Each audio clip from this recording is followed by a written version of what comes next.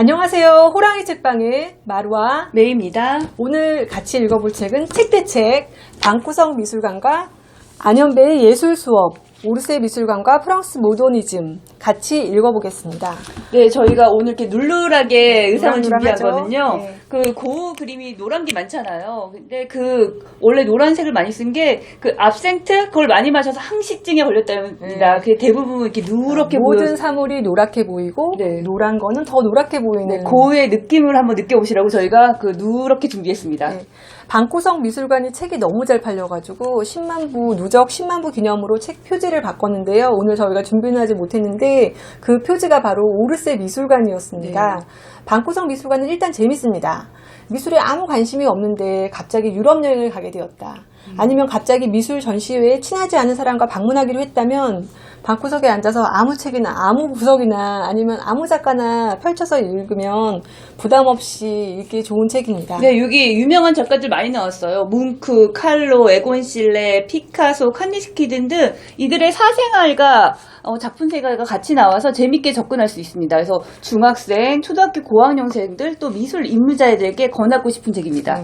먼저 저자를 한번 볼게요. 네, 먼저 이 방구석 미술가 이분은요 조원재 씨인데 미술 전공이 아니고 경영학을 전공했으나 미술이 좋아서 이제 독학으로 미술을 배웠고요. 네. 직접 눈으로 보고 싶어 독일로 워킹홀리데이를 떠나 돈을 벌어 유럽을 돌아다니며 미술 순례를 했습니다. 미술은 사실 별거 아니다. 누구나 쉽고 재밌게 갖고 놀고 수 있는 장난감이라는 접근입니다. 예, 비전공자가 일반인을 상대로 아주 쉽게 설명을 해주는 거네요. 안현배 이분은 파리 1대학에서 역사학과 정치학을 공부하셨고 사회주의 아나키즘이라는 걸로 석사학위를 따셨고요. 그 다음에 국립사회과학 고등연구소에서 예술과 정치의 사회학 연구로 석사를 따셨습니다. 석사를 2개 하신 것 같아요. 그다음에 박사를 수료한 다음에는 프랑스 국립예술사 연구소에서 19세기 후반 프랑스 미술의 다양성과 발전 과정을 연구했습니다. 그러니까 이 책은 이분의 그 박사의 그 힘든 그 과정의 결과물입니다. 엄청 많이 준비하셨네요. 네. 오르세는 1900년 기차역으로 완공되었고요. 당시 프랑스가 국력을 가시하던 때라서 매우 심혈을 기울인 건축물입니다. 하지만 1939년 기차역으로는 기능을 상실해서 버려졌고요. 재활용이 고민이 됩니다. 한편 프랑스에서는 19세기 후반을 담당할 미술관이 필요한데 오르세 역을 개조해서 그 역할을 담당으로 하자는 의견이 있었습니다. 그래서 크게 고대부터 19세기 초반까지의 작품을 소장한 루브라 박물관에 있고요.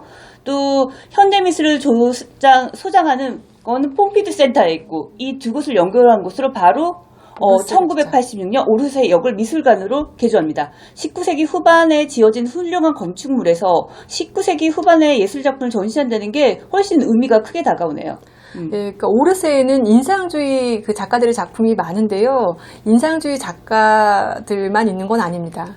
그러니까 그때 끊임없이 전통에 대해서 막 투쟁하고 기존의 신화나 역사적인 인물이나 성서에 나오는 인물들만 대상으로 이렇게 그 사람들을 주제로 그렸지만 그거에 역시 계속 전통을 따르고 그것들에 대해서 작품 활동을 하는 작가들이 있었어요.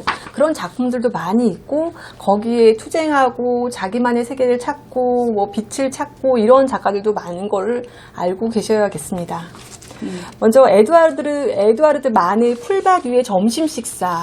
저는 이거 잘 그린 것 같은데 당시 이 그림이 그 살롱전에 출품했다가 거기 떨어져가지고 낙선전이라는 출품하지 못한 작품들을 모아놓은 그런 거에 이제 전시가 됐는데요.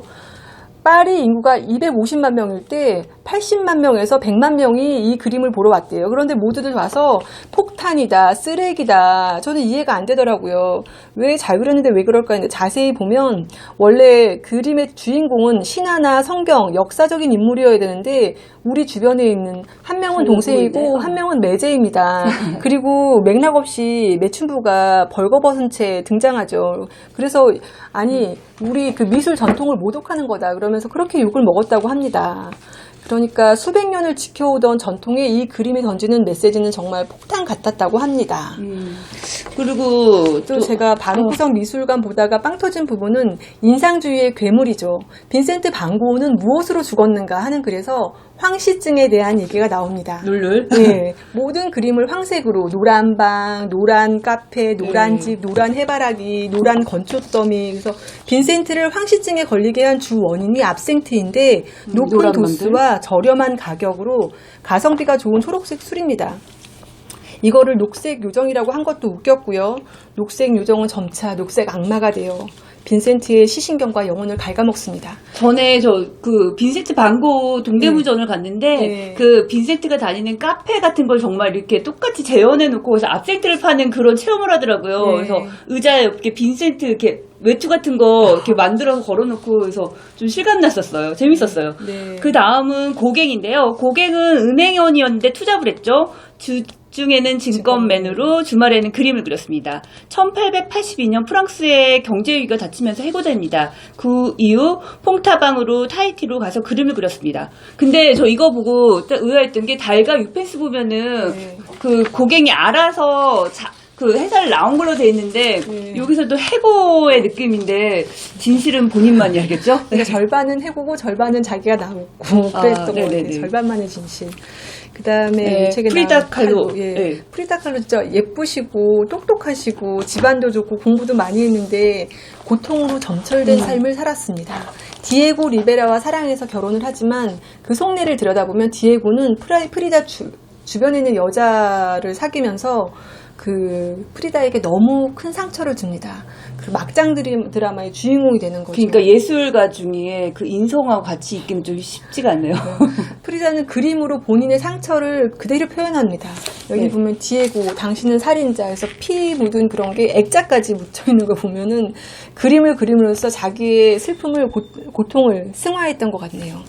그 다음에 또 제가 여자라서 그런지 몰라도 칸딘스키보다는 가브리엘레 민터에 대해서 얘기하고 싶습니다. 칸딘스키야 뭐 추상미술의 선구자로, 창시자로 알려져 있는데 칸딘스키가 미술학교를 세웠습니다. 그때 이제 대학에는 여자가 들어가서 미술 공부를 못하는데 칸딘스키가 세운 미술학교에는 여자들도 받았다고 합니다. 그래서 민터는 걸크러쉬. 그래서 그 학교에 입학합니다. 칸딘스키는 민터의 과감한 터치, 뛰어난 관찰력과 대범한 접근관식을 보고 그의 재능을 발견하고 격려합니다. 그래서 유부남이었던 칸딘스키와 민터의 만남, 위태한 만남은 이렇게 시작됩니다. 칸딘스키는 부인과는 절대 이혼 못한다 이러면서 계속 민터를 만나고요. 이제 둘이 같이 지내는 동안 예술적인 발전을 거듭하면서 네, 한쪽은 민터 그림이고 한쪽은 칸디스키죠. 네. 네. 칸딘스키는 점점 추상 예술의 길로 접어들었고 네, 추상 예술. 민터도 가자. 예술가로서의 확고한 길을 갑니다. 민터는 둘이 같이 지낼 생각에 집까지 구입하는데요. 드디어 1911년 칸딘스키는 별거하던 아내 안나와 이혼을 합니다. 그럼 당연히 이혼하면 민터와 결혼하겠지. 민터도 이렇게 생각했을 거예요. 그러다가 1차 대전이 일어나자 칸딘스키는 러시아로 돌아갑니다. 그때 모스크바에서 51세의 칸딘스키는 자신보다 27살이나 어린 여자와 결혼하고 맙니다. 민터는 이후 원망과 배신감 때문에 그림에도 흥미를 잃고 우울증에 걸리고 맙니다. 그림을 보실까요? 민터의 그림을 보세요. 색감이라든가 구도가 묵직합니다. 두꺼운 윤곽선을 강조해 형태를 단순하고 명확하게 보여줍니다. 밖에 겨울나무에는 눈이 쌓여있지만 실내는 따뜻합니다. 앉아있는 사람의 모습이 어쩐지 서늘하게 느껴집니다. 이 민트하고 칸디스키의 이 스토리, 러브 스토리예요. 막장 스토리는 되게 유명한데, 그냥 많은 그 예술가의 삶들이 사랑은 뜨겁지만 그 뒤가 얼마나, 좀 고단한지, 네. 고통스러운지가 많이 보여주는 것 같아요. 프리다 칼로하고도 그런 것 같고, 저는 미술을 알지 못하는데요 하시는 분들, 이거 처음 미술 입문책으로 정말 이 방구석 미술관 추천해드립니다. 네. 다시 안현배의 미술 수업, 오르세 미술관과 네. 프랑스 모더니즘 이 책으로 가면 편집이 예술입니다. 네, 아까도 보여드렸거든요. 고흐의 노란방 작품이 하나만 있었던 건 아니다. 저는 이거 미술- 보고 세 개인지 알았어요. 예, 오르세에도 있지만 시카고 미술관에도 있다. 이렇게 직관적으로 보여주고요. 네네. 그 다음에 노란집, 그러니까 성당, 오베르 어. 성당인데 실제로 성당에 가면 이런 모습을 볼 수 있습니다. 그리고 작품은 이렇습니다. 이해가 확 돼요. 얘기해주고, 그 다음에 마네가 존경에 맞지 않았던 화가 저번에 저희가 한번 했죠. 벨라스케스. 네. 벨라스케스 가운데가 스페인을 벨라스케스죠. 방문했을 때 벨라스케스의 그림과 마네가 그걸 보고 따라 그린 그림. 그리고 제일 왼쪽의 그림은 눈에 익숙하시죠. 이래서 이제 배경이 하나도 없고 선으로 굵게 인물에 집중해서 그린 그림 같은 거를 이제 보시면 얼마나 읽는 사람이 이해를 돕기 위해서 출판사와 작가가 노력했는지 알 수 있습니다. 네, 이 책을 읽다 보면 아주 훌륭한 도스툰을 끼고 오르세 미술관을 천천히 산책하고 있다는 느낌입니다. 아니, 그것보다 너무 가보고 싶어요. 못 가보고. 단테가 지옥에서 베르길리우스를 만나 그의 안내를 받아 미술관을 돌아다니는 느낌이죠. 이 안에서는 길을 잃어도 좋습니다. 네. 오늘 여기까지 감사합니다. 감사합니다.